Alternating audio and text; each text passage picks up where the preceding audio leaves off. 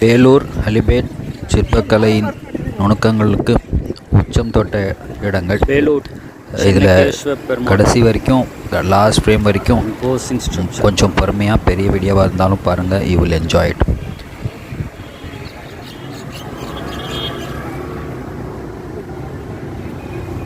கேசவன் அப்படிங்கிறது மகாவிஷ்ணுடைய பேர், பெருமாள் பேர்.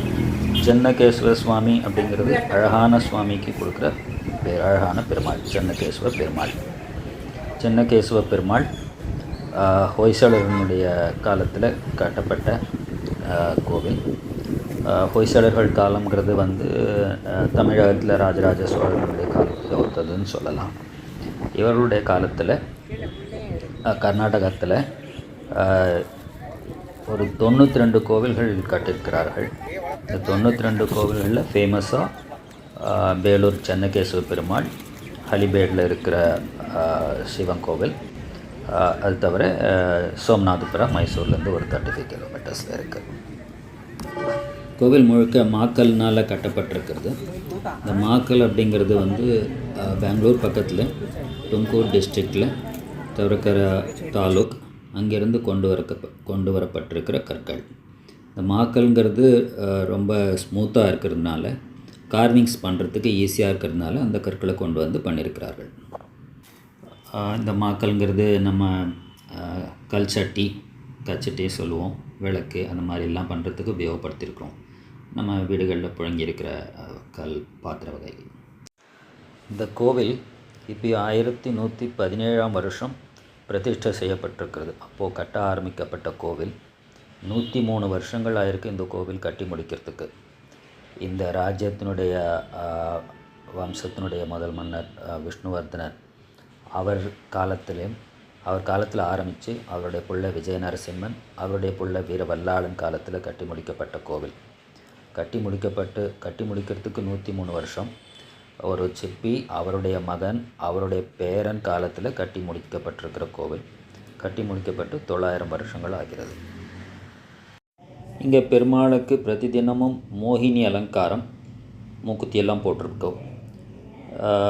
மோகினி அலங்காரத்துக்கு காரணமாக பஸ்மாசுர வதம் இந்த ஊரில் நிகழ்ந்திருக்கணும் அப்படிங்கிற ஒரு நம்பிக்கையும் இருக்குது. சுவாமிக்கு முன்னாடியே உற்சவர் இருக்கார், ஸ்ரீதேவி பூதேவி சமேத சுவாமி. உற்சவ காலங்களில் வெளியில் ராஜவீதியில் புறப்பாடு.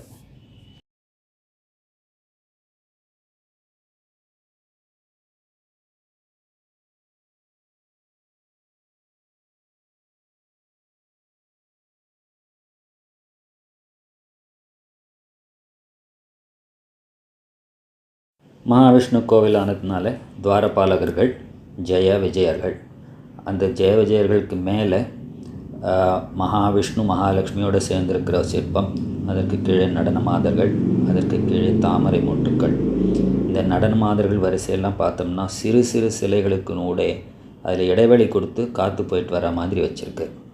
பக்கத்தில் இருக்கிற இந்த சிற்பம் 7 விதமான மிருகங்களுடைய கலவையாகிய ஒரு சிற்பம்.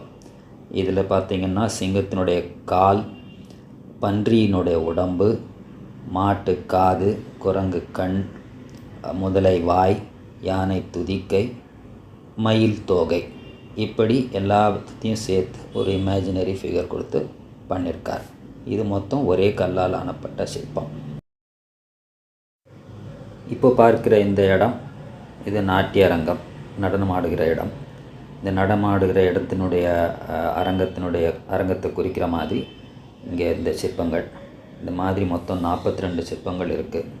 4 சிற்பங்கள் உள்ளேயும் 38 சிற்பங்கள் வெளியில் இடத்துலையும் இருக்குது.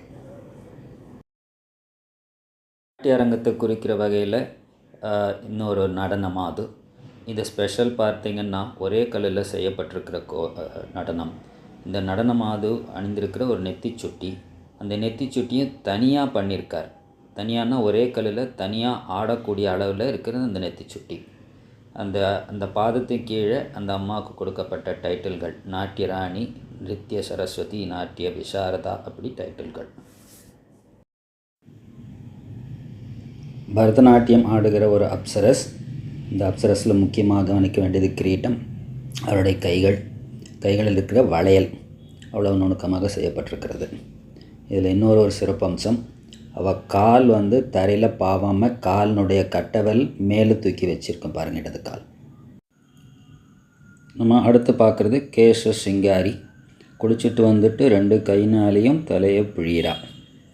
அது பிழியறதுல பார்க்கும்போது அந்த தலைமுடிக்கு கீழே முத்து முத்தாக நீர் உழறது, அதையும் காமிச்சிருக்காங்க பாருங்கள். இங்கே ஒரு நடனம் அங்கே பார்க்குறோம். அவள் கையில் பாருங்கள் ஒரு பறவை. அந்த பட்சியினுடைய தலையை பார்த்தா கிளி மாதிரி இருக்கும், பின்பக்கம் வாலை பார்த்தா மயில் மாதிரி இருக்கும். என்ன விசேஷம்னா, பெண்ணு வந்து நடனம் ஆடும்போது கிளி மாதிரி பேச்சு உடையவளாகவும் மயில் மாதிரி நடனம் உடையவளாகவும் இருக்கணுன்றதுக்காக அந்த மாதிரி பண்ணியிருக்காங்களாம். அடுத்தது இங்கே கையில் பாருங்கள், அவளோட கையில் 2 வளையல் இருக்குது. இந்த வளையல் இருக்குது இல்லையா, அந்த வளையல் இட்ஸ் லூஸ் வளையல். அது தனியாக ஆடக்கூடிய அளவு மாதிரி பண்ணியிருக்காங்க. சிற்பியினுடைய நுணுக்கமான வேலைப்பாடு. அந்த வளையல் அப்படியே ஆடக்கூடியதாக இருக்குது. இப்போ மேலே பார்க்குறோம், இந்த சீலிங் பாருங்க. இந்த சீலிங்கிலிருந்து ஒரு தூண் இறங்குற மாதிரி. இது வந்து புவனேஸ்வரி சீலிங் சொல்கிறாங்க. இந்த புவனேஸ்வரி சீலிங்கில் இங்கே பார்த்திங்கன்னா தூணுடைய அடிப்பாகம். இது நரசிம்ம சுவாமி, இது வந்து விஷ்ணு ஸ்வரூபம். இந்த நரசிம்ம சுவாமி எவ்வளோ நுணுக்கமாக இது ஜூம் பண்ணியிருக்கோம். இதுக்கு அடுத்தது மேலே தாமரை காமிச்சிருக்காங்க. தாமரை வந்து பிரம்மாவுக்கு சிம்பலாக காமிக்கிறதுக்காக தாமரை காமிச்சிருக்கு. அதுக்கு மேலே இந்த ஒட்டுமொத்தமாக இந்த தூண் இது வந்து லிங்கஸ்வரூபமாக இருக்குது. அதனால் 3 தேவர்களும் 30 தேவர்களும் சேர்ந்திருக்கிற மாதிரியான ஒரு ஆர்ட் பீஸ். இதில் 52 பீஸ் சேர்ந்து இன்டர்லாக் பண்ணி கனெக்ட் பண்ணி அது அவ்வளோ பொருத்தமாக இருக்கிற மாதிரி சிதறாத மாதிரி பண்ணியிருக்காங்க. இந்த மாதிரியான ஒரு சீலிங் மவுண்ட் அபுவில் பார்க்கலாம், அதுக்கப்புறம் சோம்நாத்புராவில் பார்க்கலாம். இந்த சீலிங்கினுடைய ஆழம் 6 அடி, 14 அடி நீளம், 24 அடி விட்டம் இருக்கிற ஒரு அற்புதமான வேலைப்பாடு. கோவில்களில் இருக்கிற தூண்கள் ஒன்றொன்றும் ஒரு டிசைனில் பண்ணியிருக்காங்க. இதில் இருக்கிறதெல்லாம் வந்து இப்போது இது பார்த்திங்கன்னா சைக்கிள் டயர் மாதிரி அதில் ஒரு டிசைன் பண்ணியிருக்காங்க. இதில் இன்னொரு தூணில் பார்த்தோம்னா அதில் வந்து ரேடியல் டயர் மாதிரி, இது ஒரு ரேடியல் டயர் மாதிரி இங்கே ஒரு டிசைனில் பண்ணியிருக்காங்க. இன்னொரு தூணில் பார்க்குறோன்னா அதில் வந்து டியூப் அண்ட் டயர் இருக்கிற மாதிரி அப்படி ஒன்று பண்ணியிருக்காங்க. இந்த மாதிரி விதவிதமான டிசைனில் பண்ணியிருக்காங்க. இந்த கோவில்களில் இருக்கிற முக்கியமான தூண்களில் இது ஒன்று மோகினி அப்படின்னு ஒரு தூண். அடுத்தது இதோ நம்ம பார்க்குற இந்த தூண் வந்து கீழே இது வந்து ரொட்டேட் ஆகிற மாதிரி பண்ணியிருந்திருக்காங்க. கீழே வந்து அது ரொட்டேட் இப்போ பண்ணுறதில்ல, பண்ண முடியாமல் இருக்குது. மேலே ஒரு கோபுரம் இருக்குது இந்த தூணுக்கு மேலே. அந்த கோபுரம் வந்து காற்று மழையில் விழுந்ததுனால இந்த தூண் கொஞ்சம் இறங்கிட்டதுனால கீழே ஸ்டக் ஆகிடுது. இப்போ ரொட்டேட் பண்ண முடியாதபடி இருக்குது. அதனால் இப்போது அது கீழே ரொட்டேட் பண்ண முடியாது. பட் அதர்வைஸ் பால் பேரிங் மாதிரி பண்ணியிருக்கார். இது வந்து ஒரு மினியேச்சர் ஆஃப் இந்த கோவிலில் உள்ள வெளியில் இருக்கிற எல்லா சிற்பங்களும் இங்கே இந்த ஒரு தூண்லேயே இருக்குது. அந்த மாதிரி சிற்பி பண்ணியிருக்கார். இந்த ஒரு தூணை சுற்றி ஒழுங்காக பார்த்தாச்சுன்னா எல்லா சிற்பங்களையும் இந்த கோவிலில் பார்த்த மாதிரி அப்படி ஒரு கம்ப்ளீட்டாக பண்ணியிருக்கார். இங்கே ஒரு பர்டிகுலர் இடத்துல இது காலியாக விட்டுருக்கார் சிற்பி. இது எதுக்குன்னா, அவர் வந்து சேலஞ்ச் பண்ணுறார் மற்ற சிற்பிகளுக்கு. யாராவது திறமை உள்ளவர்கள் வந்தால் இந்த இடத்துல வந்து நீங்கள் ஒரு சிற்பம் போட்டு இதை கம்ப்ளீட் பண்ணிக்கலாம், ஃபினிஷ் பண்ணிக்கலாம் அந்த தூணை அப்படின்னு காமிக்கிறார். அப்படி ஒரு சேலஞ்ச் பண்ணியிருக்கார். இது வரைக்கும் இது வந்து நிரப்பப்படாமல் இருக்குது, வேறு யாரும் பண்ணல. இது வந்து ஒரு 3D, ஒன்றுத்துலேயும் பாருங்கள் உள்ள கேப் இருக்கும். அந்த அளவுக்கு நுணுக்கமாக பண்ணியிருக்காங்க குடஞ்செடுத்து. பாருங்கள், இது கேப் இருக்க மாதிரி அது ஒரு ஹாரம் மாதிரி பண்ணியிருக்கு. கீழே ஒரு தங்க வளையல், பிரேஸ்லெட், ஒரு sari falls design, watch design.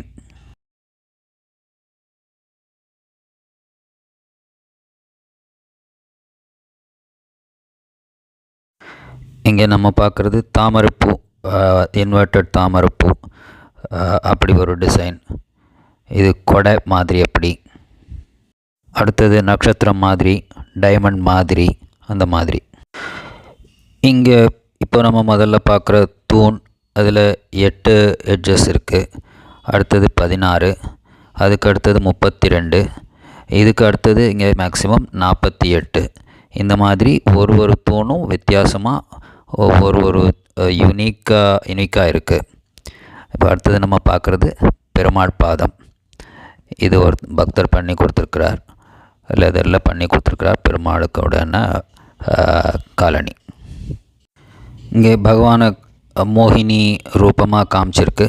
அது எப்படி பகவான்னாக்கா அதில் யஜ்ஞோபவீதம் இருக்குது, அதனால் மகாவிஷ்ணு மோகினியாக காமிச்சிருக்காருன்னு எடுத்துக்கிறார்கள். நுணுக்கமான வேலைப்பாடுகள். அதில் அந்த கிரீட்டத்துக்குள்ளெல்லாம் கூட ஹோல்ஸ் தெரிகிற மாதிரி, பின்னாடி இருக்கிற இடம் தெரியும் மாதிரி ரொம்ப நுணுக்கமாக வேலைப்பாடுகள் செய்யப்பட்டிருக்கு. இது சாமுத்ரிகா லக்ஷண பிரகாரம் அளவுகளோடு கொடுக்கப்பட்டிருக்கிற சிற்பம். இந்த சிற்பத்தில் முகம் ஒரு மொத்த ரூபத்தில் 7 ஒரு பங்கு. அதுக்கப்புறம் முகத்தை ஒன்றுன்னு எடுத்துட்டா அதுக்கப்புறம் மொத்தம் 7 மடங்கில் இந்த மொத்த உருவமும் அடங்கியிருக்கு. அதே மாதிரி முகம், அந்த முகத்தில் 3 ஒரு பங்கு நெற்றி, நெற்றி அளவு மூக்கு, மூக்குக்கு கீழே அதே அளவு, இப்படி 3ஆக பிரிக்கப்பட்ட முகம்.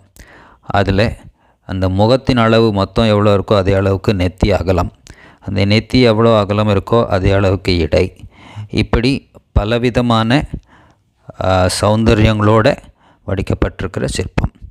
காலில் கட்டை விரலுக்கு அடுத்த விரல் கொஞ்சம் நீண்டு அது ஒரு டாமினன்ஸை காமிக்கிற மாதிரி அப்படி ஒரு போஸில் அற்புதமான சிற்பம். கையெல்லாம் உடைச்சி பாழ் பண்ணியிருக்கிறார்கள். ராஜகோபுரத்துக்கு முன்னாடி துவஜஸ்தம்பம், அங்கே கருடாழ்வார். இது பக்கத்தில் ராஜகோபுரத்தில் ஒட்டி இருக்கிற சிறு சிறு அறைகள், அதில் ராமானுஜாச்சாரியார், 12 ஆழ்வார்கள் அவர்களுக்கான இடங்கள். அது டெய்லியும் பூஜை நடக்கிற இடம். ஹொய்சளர்களுடைய ராயல் எம்ப்ளம், ராஜமுத்ரை.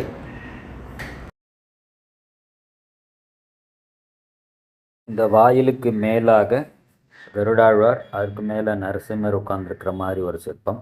இந்த நரசிம்மரை சுற்றிலும் 2 பக்கமும் சின்ன சின்னதாக ஒரு வட்டமாக ஒரு டிசைன் பண்ணி அதுக்குள்ளே இருக்கிறது மகாவிஷ்ணுடைய 10 அவதாரங்களும் அதுக்குள்ளே பண்ணியிருக்கு. வலது பக்கம் மச்சக்கூர்ம வராக நரசிம்ம வாமன், இந்த பக்கம் பரசுராம ராம பலராமன் கிருஷ்ண கல்கி. இது அத்தனையும் வடிக்கப்பட்டிருக்கிற இது ஒரே கல்லினால் அமைக்கப்பட்டிருக்கிறது. நம்ம நிறைய கேலண்டர்களில், அட்வர்டைஸ்மெண்ட்ஸ்களில் பார்த்துருக்கக்கூடிய தர்ப்பண சுந்தரி. தர்ப்பணம்னா கண்ணாடி, அலங்காரம் செய்து கொண்டு கண்ணாடியை பார்க்கிற ஒரு வனிதை மற்றும் ஒரு மதனிகா சிற்பம். இங்கே மகாராஜா விஷ்ணுவர்தனர் உட்கார்ந்துருக்கிற இடம். மகாராஜா விஷ்ணுவர்தனர், அவருக்கு பக்கத்தில் இடது பக்கம் சகுந்தலா தேவி, வலதுபுறம் ராமானுஜாச்சாரியார்.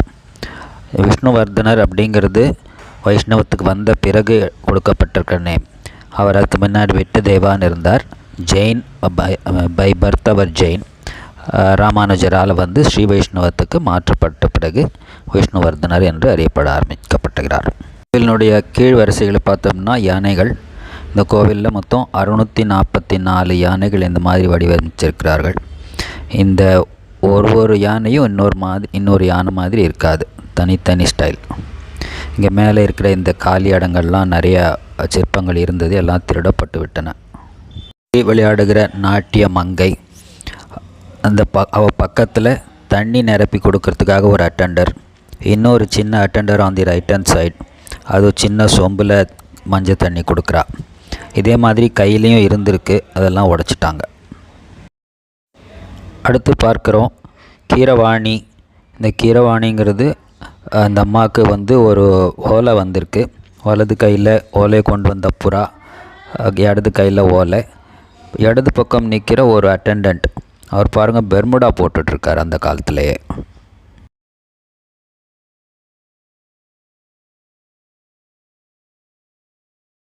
அடுத்ததாக பார்க்கிறது மர்க்கட மோகினி.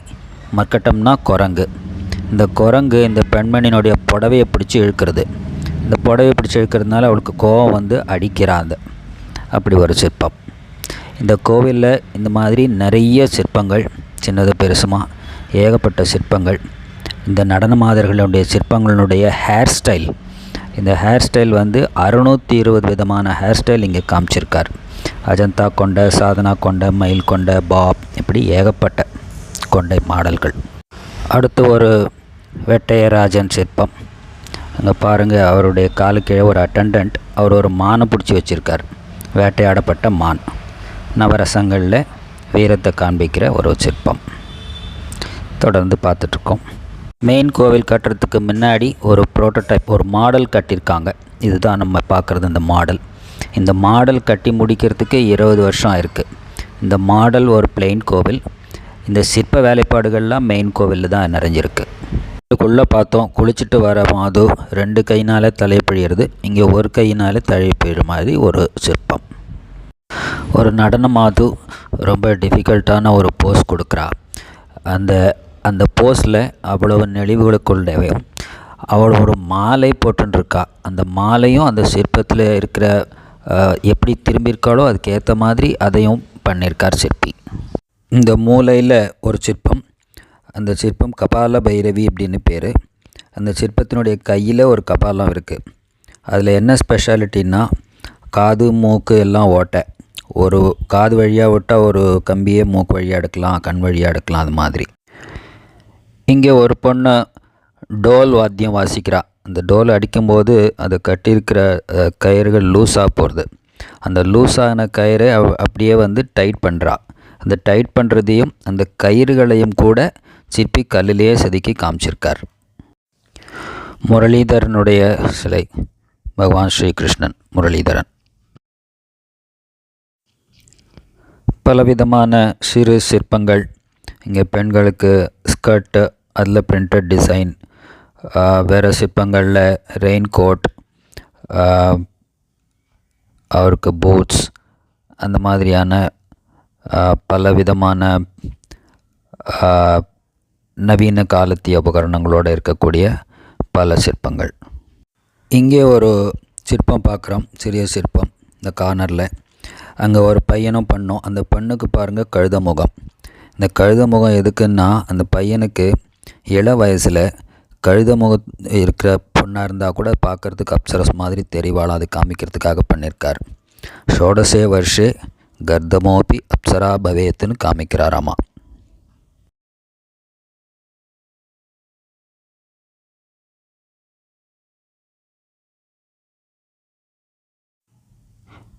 இங்கே ஒரு நாட்டிய மோகினியை பார்க்குறோம்.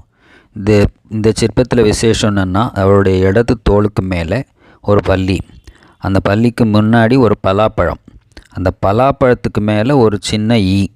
அதாவது பலாப்பழத்துக்காக ஈ வந்து அந்த ஈயை பிடிக்கிறதுக்காக ஒரு பல்லி வந்து பல்லி பிடிக்கிறதுக்காக வருது. இது எல்லாத்தையும் சிற்பி காமிச்சிருக்கார்.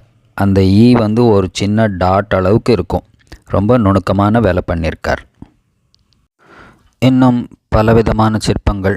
கையில் வீணையோட, அந்த வீணையுடைய தந்திகளையும் கல்லில் காமிச்சு அதிலெல்லாம் சிலதெல்லாம் உடைக்கப்பட்டு பாழ்படுத்தப்பட்டிருக்கிறது. அது இந்த மாலைகளில் ஒரு மாலைகளுக்கும் இடைவெளி கொடுத்து, புஷ்பங்கள் அந்த பூவுகளுக்கு நடுவில் இடைவெளி கொடுத்து, இப்படி பல நுணுக்கமான வேலைப்பாடுகள் உடைய பல சிற்பங்கள் பார்த்து கொண்டு மூவ் பண்ணுறோம்.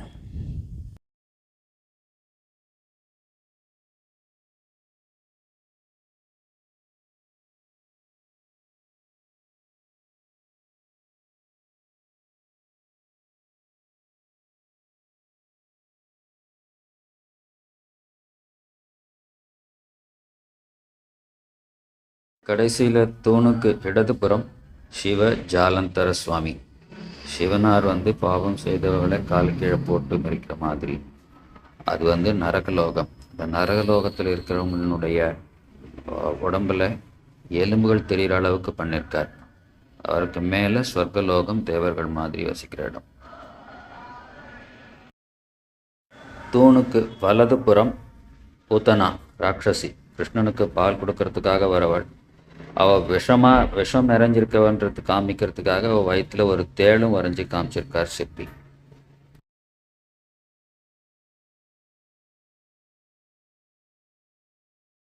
அடுத்து நாம் பார்க்குறது ராவணன் கைலாச பர்வதத்தை தூக்குற ஒரு சிலை.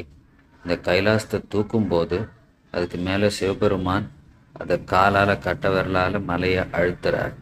இந்த அழுத்தும் போது பாரம் தாங்காமல் ராவணனுடைய தலை கொஞ்சம் கழுத்து முன்னாடி வருது. அந்த முன்னாடி வரும்போது கழுத்தில் ஏற்படுற சுருக்கத்தோடு சிற்பி காமிச்சிருக்கார். இந்த சிலையை அற்புதமாக வடிவமைச்சிருக்கார்.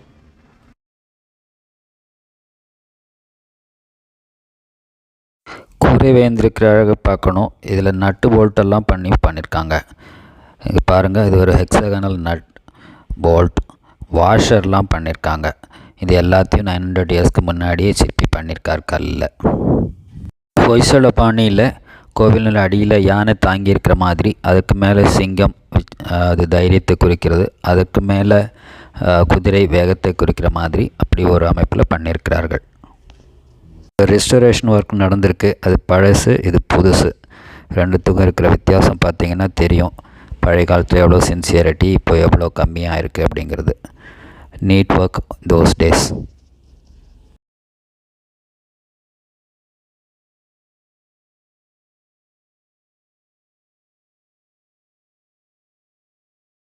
இங்கே இப்போ பார்க்குறது 4 தலைகளோடு கூடிய பிரம்மா. அந்த பிரம்மாவுக்கு மேலே ஒரு மணி இருக்குது.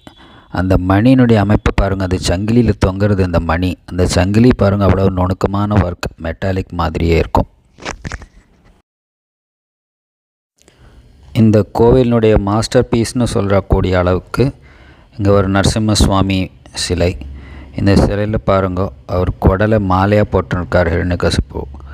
அந்த அந்த கையில் இருக்கிற நகம் தொடையில் இறங்கியிருக்கிறது வரைக்கும் நுணுக்கமாக காமிச்சிருக்கார் சிற்பி. நரசிம்ம சுவாமியினுடைய நாக்கு அவ்வளோ ஷார்ப்பாக இருக்கும். பிரமாதமான நுணுக்கமான சிற்பம்.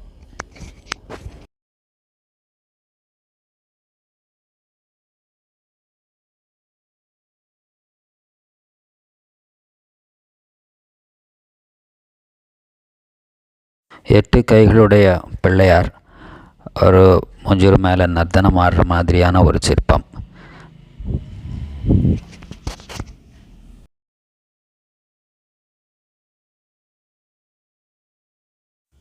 கஜாசுர மர்தன சிலையை பார்க்குறோம், சிற்பத்தை பார்க்குறோம். இந்த கஜாசுரனை வதம் பண்ணி அந்த யானை தலைமையில் ஈஸ்வரன் நடனம் ஆடுறதை பார்க்குறோம். அந்த யானைன்றதுக்கு மேலே பார்த்திங்கன்னா அந்த சிற்பத்துக்கு மேலே 2 கால் தெரியும். அந்த கஜாசுரனை வதம் பண்ணி அந்த யானை தோலையே போர்த்திண்டு பகவான் ஆடுறார் மாதிரி சிற்பம். கஜாசுர மர்தனம். பக்கத்திலேயே நாகராஜன் நாகராணி பாம்பு தம்பதிகள். இந்த கார்னரில் சிவா பார்வதி சாதாரண ஒரு ஃப்ளாட் செருப்பு போட்டுருக்க மாதிரி பாதணியோட அப்படி ஒரு ஸ்டைலில். கோவிலில் தாயாருக்கு 2 சந்நிதி.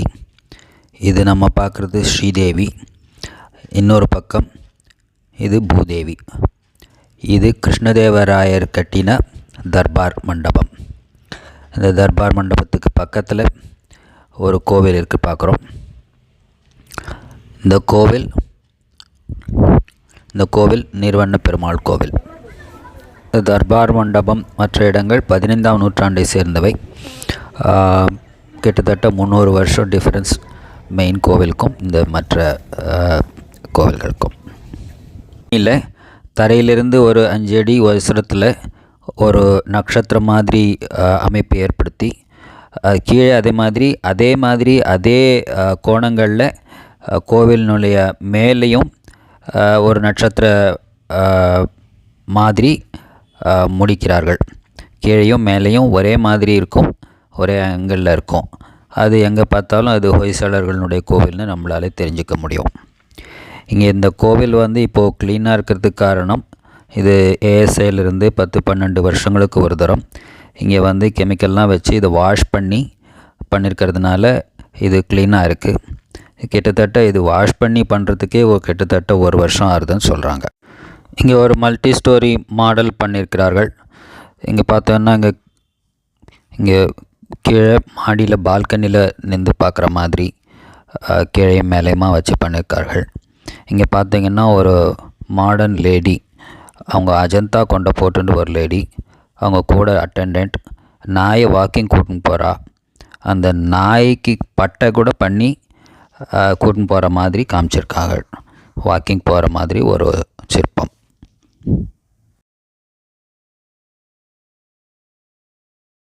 சுவாமிக்கு அபிஷேகம் பண்ணுற தண்ணி வெளியில் போகிறதுக்காக வைக்கப்பட்டிருக்கிற கோமுக்கம் இல்லை. இது வழியாக தண்ணி வெளியில் வந்து கீழே விழுந்து அதுக்கப்புறம் யாரும் காலில் படக்கூடாது அப்படின்றதுக்காக 15 அடிக்கு அண்டர் கிரவுண்டாகவே இது போகிறது. அந்த மாதிரி பண்ணியிருக்கிறார்கள். விஷ்ணு பாதம் பார்க்குறோம். பத்மரேகையோடு கூடிய விஷ்ணு பாதம்.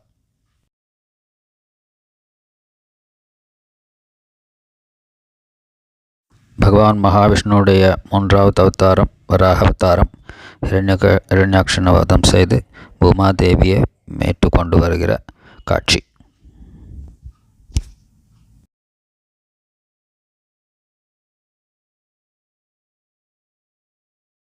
இங்கே அர்ஜுனனை பார்க்குறோம். இது திரௌபதி ஸ்வயம்பரத்தில் அர்ஜுன் கீழே தண்ணியில் மேலே இருக்கிற மீனுடைய பிம்பத்தை பார்த்து பானம் போட்டு அதனுடைய கண்ணை அடிக்கிற மாதிரியான ஒரு சிற்பம். இந்த சிற்பத்தில் விசேஷம் என்னன்னா, வில்ல அதில் இருக்கிற அந்த நாணில் சப்தஸ்வரம் வருது அப்படின்னு கேள்விப்பட்டு எல்லாரும் ஏறி அதை தட்டி தட்டி உடச்சி எடுத்துருக்கிறார்கள். இந்த மாதிரி ஸ்வரம் வர மாதிரி நம்ம மற்ற பல கோவில்களில் பார்த்துருக்கோம். விஜயவெட்டலா கோவில் ஹம்பியில் இருக்குது, சுச்சீந்திரத்தில் இருக்குது, மீனாட்சி அம்மன் கோவில் மதுரையில் இருக்குது, தாராசுரத்தில் இருக்குது, நெல்லையப்பர் கோவிலில் இருக்குது. இந்த மாதிரி கோவில்களில் இருக்குது. இப்போ நம்ம பார்க்கிற சிற்பங்கள் மேலே ரேணுகா, ரோஹிணி, சந்திரிகா அப்படின்னு சொல்கிறார்கள். இது தாளம் போடுறது, கையில் ஜால்ரா பண்ணுறது, டான்ஸ் ஆடுறது, இந்த மாதிரி டிஃப்ரெண்ட் போசஸில். அங்கே இருக்கிற கல்வெட்டுகள் பழைய கன்னடத்தில் எழுதப்பட்டிருக்கிற கல்வெட்டுகள்.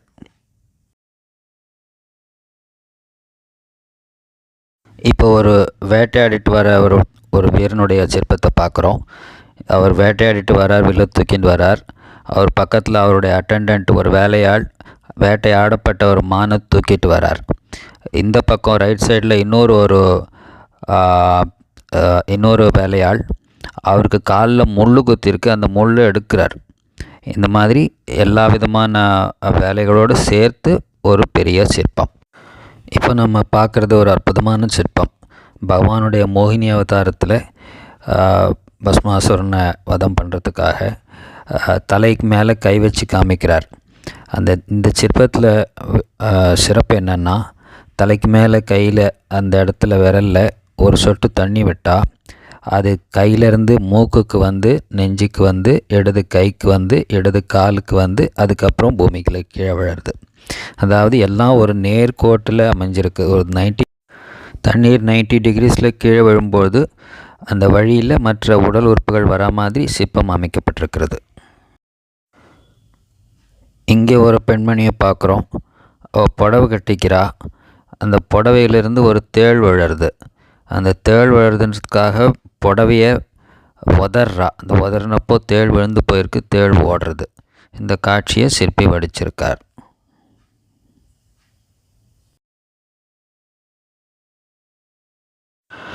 தன்னுடைய சிஷ்யைக்கு நடனம் சொல்லித் தருகிற ஒரு ஆசிரியர் சிற்பம். நடுவில் நம்ம பார்க்குறது பம்பனையில் பள்ளி கொண்ட பெருமாள்.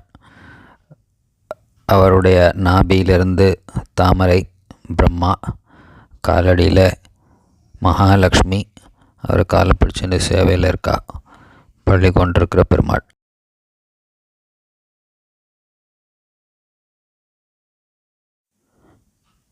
இங்கே சகுன சாரதே அப்படின்னு ஒரு சிற்பம்.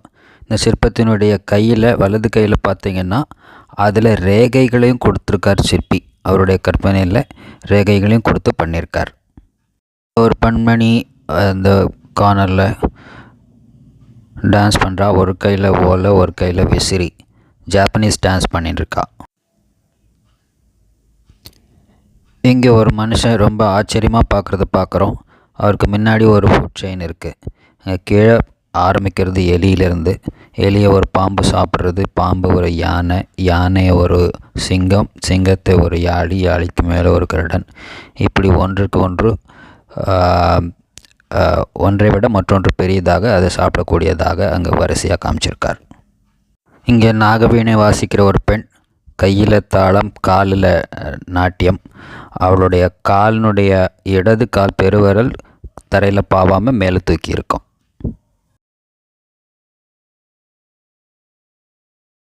இங்கே ஒரு லேடி சர்வ அலங்காரம் பண்ணிட்டு நிற்கிறா. அபிமானின்னு பேர். இந்த அபிமானிக்கு அவளுடைய சௌந்தரியத்தை காமிக்கிறதுக்கு அவளுடைய அட்டண்டன்ட் அவளுக்கு கண்ணாடியை காமிச்சுன்னு இருக்கா.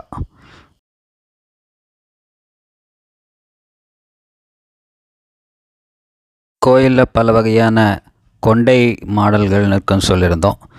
இங்கே பாருங்கள், இது ஒரு மயில் கொண்டை.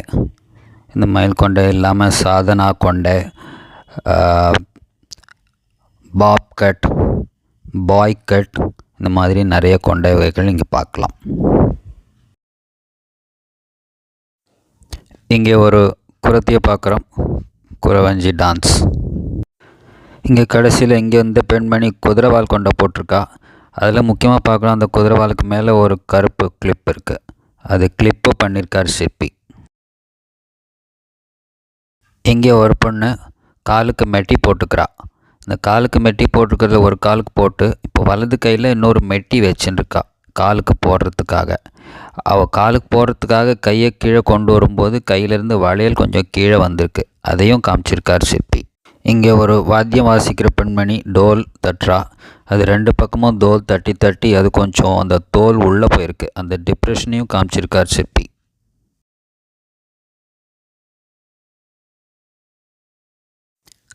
அடுத்ததாக கானமஞ்சேரி அப்படிங்கிற ஒரு சிலை. இந்த சிலையில் ரெண்டு பக்கம் ஜால்ரா வச்சுட்டு ஜால்ரா தட்டின்னு தாளம் போட்டுன்னு சொல்லிட்டு இருக்கா. இது சொல்கிறது கடைசியில் இருக்கிறது. அந்த பக்கத்தில் இருக்கிற இன்னொரு சிற்பம் பார்க்குறோம். அது தில்லானா போஸ். டான்ஸ் முடிகிறதுக்காக அது தில்லானாவுக்காக இவள் தாளம் போட்டுருக்கா, அவள் தில்லானா ஆடின்னுருக்கா. இங்கே பார்க்குறது முதல்ல பார்த்தோம் விஷ்ணுவர்தனர். இவர் விஜய நரசிம்மர், விஷ்ணுவர்தனருடைய பையன். அடுத்ததாக நம்ம பார்க்கிறது விஜய தீபஸ்தம்பம். இது ஒரே கல்லினால் ஆன ஸ்தம்பம். இதில் கார்த்திகை மாதங்களில் விளக்கேற்றி வைக்கிறார்கள், வெற்றியை காண்பிக்கிற ஒரு சின்னமாக. இதில் என்ன இந்த ஸ்தம்பத்தில் விசேஷம்னா, இது 15 டன் எடை கொண்டது ஒரே கல். இதில் 3 பக்கம் நிற்கும், ஒரு பக்கம் தரையில் நிற்காமல் இருக்குது. இது கீழே வெறும் ஒரு கல்லை நிற்க வச்சுருக்காங்க அவ்வளோதானே தவிர அது கீழே சிமெண்டெல்லாம் போட்டு அதை ஃபிக்ஸ் பண்ணி அந்த மாதிரிலாம் ஒன்றும் பண்ணலை. கல் நிற்கிறது. இந்த கல் நீங்கள் பார்த்துருக்கீங்க, மேலே ஆரம்பிக்கும் போது சின்னதாக ஆரம்பித்து கீழே அடிப்பெருத்து நிற்கிறது. ஆனால் ஒரு பக்கத்தில் கீழே ஒரு துணியை கொடுத்து வெளியில் வாங்குகிற அளவுக்கு இருக்கும். இது சென்டர் ஆஃப் கிராவிட்டி கால்குலேஷன்ஸ் பார்த்து, விண்ட் வெலாசிட்டி பார்த்து அந்த மாதிரி நிற்கிற மாதிரி பண்ணியிருக்கிறார்கள். இந்த இடம் சீ லெவலுக்கு மேலே ஒரு 1000 மீட்டர்ஸ் இருக்கிறதுனால அவ்வளோ காற்று நிறைய கிடையாது. அதனால் அது நிற்கிறது ஒரு அதிசயமாக நம்ம பார்த்து தெரிஞ்சுக்க வேண்டிய விஷயந்தான்.